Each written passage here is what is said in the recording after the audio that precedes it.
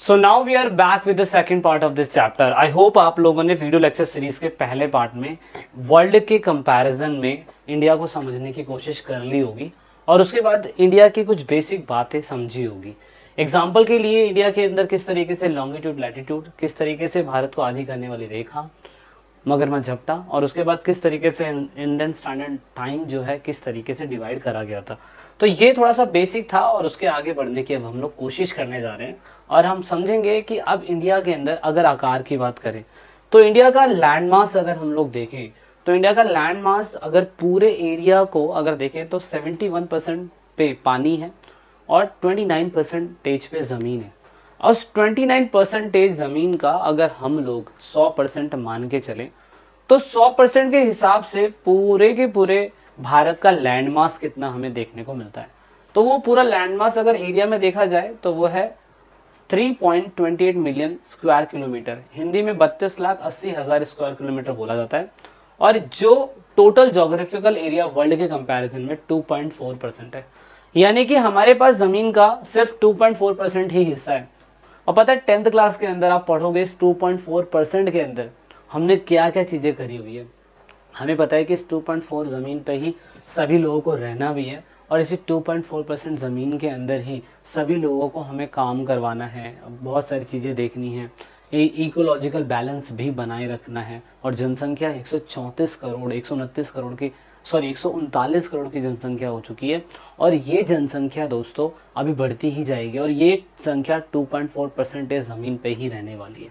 तो ये एक इम्पॉर्टेंट फैक्टर मैटर करता है। दुनिया के कंपैरिजन में अगर हम देखें तो वो हमारा 7वें नंबर पे आता है। याद करने का तरीका दोस्तों इसका क्या है, रकुबाई। रकुबाई इसे बोलते हैं। ऐसे आप रकुबाई याद रखेंगे तो आपको ये याद रहेगा कि दुनिया के अंदर कौन सा कितने लेवल पे एरिया क्षेत्रफल जो है लेके बैठा हुआ है। पर इंडिया 7वें नंबर पे अपना एरिया दिखाता है कि हम दुनिया में 7वें स्थान पे आते हैं। जनसंख्या के हिसाब से हम पहले स्थान पे आते हैं। लैंड बाउंड्री को देखें तो 15,200 किलोमीटर, अगर कोस्टल लाइन की बाउंड्री को देखें, अगर अंडमान निकोबार मिला ले और इंदिरा पॉइंट हटा दें तो 7,516 किलोमीटर। उसके बाद मिर्ज़ापुर यूपी के अंदर से स्टैंडर्ड मेरिडियन लाइन चल रही है, मैंने आपको पहले ही बताया था वो ईस्ट है। 82 डिग्री, मैंने वहाँ नॉर्थ लिख दिया था, उसके लिए माफ़ी चाहूँगा। 82 डिग्री 30 मिनट ईस्ट बोला जाता है और वहाँ पे east Indian standard meridian time है। हमारे भारत में इसी के हिसाब से टाइम रेखा को देखा जाता है और उसकी वजह से अरुणाचल प्रदेश और गुजरात के बीच में 2 घंटे का टाइमलाइन गैप है। क्लास 11th में इस टाइमलाइन गैप को बड़ी अच्छी तरीके से समझाने की कोशिश करी गई है। उसके बाद इसमें लिखा हुआ है why 82 degree east has been selected as a Indian meridian time of India and why it is a different between the duration of the day and the night hardly felt of Kanyakumari but not in the Kashmir. इसमें बता रखा है कि किस तरीके से आप बताइए कि Indian standard meridian time 82 degree 30 minute east क्यों चुना गया, उसे 90 डिग्री क्यों नहीं करा गया, उसे 86 डिग्री क्यों नहीं करा गया। उसका सबसे बड़ा कारण क्या है दोस्तों, सबसे बड़ा कारण है ग्रीनविच लाइन। ग्रीनविच लाइन के हिसाब से पूरी कंट्री के लॉन्गिट्यूड और लैटिट्यूड को आधे आधे घंटे के कंपैरिजन में और सूरज की गति के हिसाब से कितना एंगल वो बनाती है उसकी पर्टिकुलर मैपिंग के हिसाब से ये हमने लैटिट्यूड लॉन्गिट्यूड चुने हुए हैं और ये हर किसी कंट्री का फिक्स है। ऐसा नहीं कि हर 10 सालों के अंदर इस लैटिट्यूड और लॉन्गिट्यूड की यानी कि अक्षांतर और देशांतर लाइनों को बदला जा सकता है, क्योंकि ज़मीन जो है वो खिसक रही है पर दुनिया का जो लॉन्गिट्यूड लैटिट्यूड का ग्लोब है वो फिक्स रहने वाला है। इसी वजह से ये चीज़ बिल्कुल फिक्स रहेगी, है ना। इसी वजह से हमें देखने को मिलता है गुजरात और अरुणाचल प्रदेश में 2 घंटे की गैपिंग। तो India is bounded by the young fold mountain and the north west north and the north west, मतलब पूरी तरीके से जो इंडिया है वो माउंटेन की तरफ से पूरी तरीके से कवर हुई पड़ी है और उसके बाद नॉर्थ ईस्ट नॉर्थ वेस्ट के साइड से भी कवर हुई पड़ी है।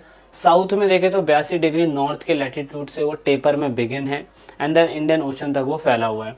अगर हम देखें तो दोनों साइड एक तरफ अरेबियन सी और एक तरफ बे ऑफ बंगाल इसको कवर करते हैं, है ना। ये है जब कोई भी दक्षिण से उत्तर की ओर जाता है तो अक्षांश सीमा दिन और रात की अवधि को प्रभावित करता है। तो फैक्ट है भाई, जब हम कभी भी नॉर्थ से साउथ की तरफ जाएंगे तो लॉन्गिट्यूड और लैटिट्यूड और ड्यूरेशन में चेंज आएगा ही आएगा। ये फैक्ट वाली बात है क्योंकि अक्षांतर और देशांतर को लाइनों को उस हिसाब से ही बनाने की कोशिश करी गई है और इसी वजह से अरुणाचल प्रदेश के बीच में और गुजरात के बीच में 2 घंटे का गैप हमें देखने को मिलता है। अगर हम इंडिया को वर्ल्ड से कंपेयर करने की कोशिश करें तो हमारे इंडिया का फ़ायदा ये है कि उसका सेंट्रल लोकेशन देख लो, वो इस तरह पूरे के पूरे समुद्र से घिरा पड़ा है। और इसकी वजह से अगर आप देखो तो यहाँ पे टर्की जो है, टर्की से अगर हमें बिजनेस करना है तो यहाँ से रेड सी से होता हुआ हमसे बिजनेस कर सकता है ना, क्योंकि हमारे पास कोस्टल लाइन बहुत ज़्यादा है। इसलिए इंडिया का जो सेंट्रल लोकेशन एरिया है, ये पेपर के अंदर क्वेश्चन आता भी है, पेपर में 9th क्लास का क्वेश्चन फिक्स है कि आप बताइए कि जो सेंट्रल लोकेशन एरिया इंडिया का आता है वो किस वजह से यूजफुल है या किस वजह से फायदेमंद है। उसका रीजन सबसे अच्छी बात यह कि चारों तरफ ये कोस्टल लाइन से घिरा हुआ है, व्यापार में, कल्चर में, ट्रेड में, सब में फायदा ये करता है पूरी तरीके से। India is strategically located at the centre of Indian trans ocean route which connect the European country in the west and the country of the East Asia. वो ऐसी जगह पे सिचुएटेड है जिसकी वजह से वो वेस्टर्न कंट्री के साथ और ईस्ट एशिया कंट्री के साथ भी बहुत आसानी से कनेक्ट हो जाता है। अगर अपने पड़ोसी मुल्क की बात करें तो हमारे वेस्ट एशिया, अफ्रीका, यूरोप और वेस्टर्न कोस्ट पे सारी कंट्री हमें देखने को मिलती है, जिसकी वजह से हमारे सभी कंट्रियों के साथ अच्छे रिलेशंस हमें देखने को मिलते हैं। Since the opening of the Swiss canal यहाँ से अगर हम देखें तो ये स्विस कैनाल 1869 में खोली जा चुकी थी। और उसके बाद तो इंडिया का पूरी तरीके से आप देखोगे बहुत बड़े लेवल पे बिजनेस में फायदा हुआ। सबसे बड़ा रीजन क्या है? रीजन ये है कि अगर यूरोप के लोग कभी भी आते थे घूम के तो नहीं, बहुत लंबा साउथ अफ्रीका का टक्कर निकाल के आना पड़ता था, जिसकी वजह से उनका डिस्टेंस बहुत ज़्यादा लगता था, 13,000 किलोमीटर से भी ज़्यादा। मुझे एक्चुअल रफली आइडिया है कि 13,000 किलोमीटर से ज़्यादा उनको पड़ता था। लेकिन जब वो इन्होंने यहाँ पे रेड सी बनाया तो उनका पूरा का पूरा जो क्या कहते हैं मतलब एरिया था, पूरा का पूरा एरिया वो पूरी तरीके से बच गया, पूरा का पूरा एरिया। समझ रहे? तो ये बहुत ज़्यादा इंपॉर्टेंट चीज़ है जो हमें समझने की ज़रूरत है। ठीक है, तो ये चीज़ है जो आपने समझनी है, जो पेपर के लिए बहुत ज़्यादा ज़रूरी है। नेबरिंग कंट्री की बात करें तो चाइना, नेपाल जो उसका नॉर्दर्न नेबरिंग कंट्री है, और नॉर्थ ईस्ट के अंदर पाकिस्तान और अफगानिस्तान के साथ तो बाउंड्री शेयर करता है। उसके बाद ईस्टर्न में बात करें यानी कि पूर्वी देश की बात करें तो बांग्लादेश और म्यांमार उसका पड़ोसी मुल्क है। मालदीव, श्रीलंका साउथ की कंट्री के पास सिचुएटेड है। सो यही सब चैप्टर के अंदर है, बहुत इजी चैप्टर था, ज़्यादा इसमें सोचने समझने की चीज़ है नहीं। लॉन्गिट्यूड, लैटिट्यूड, अक्षांतर, देशांतर, कितना एरिया है, कितना किलोमीटर पड़ता है और कौन सी स्टैंडर्ड मेरिडियन टाइम है। हाँ, अगर आपके पास एक्स्ट्रा टाइम है तो क्लास 11th की एक बुक ज़रूर पढ़ लेना, जिसमें 2 घंटे का टाइमलाइन गैप आपको बहुत अच्छी तरीके से समझाने की कोशिश करी गई है।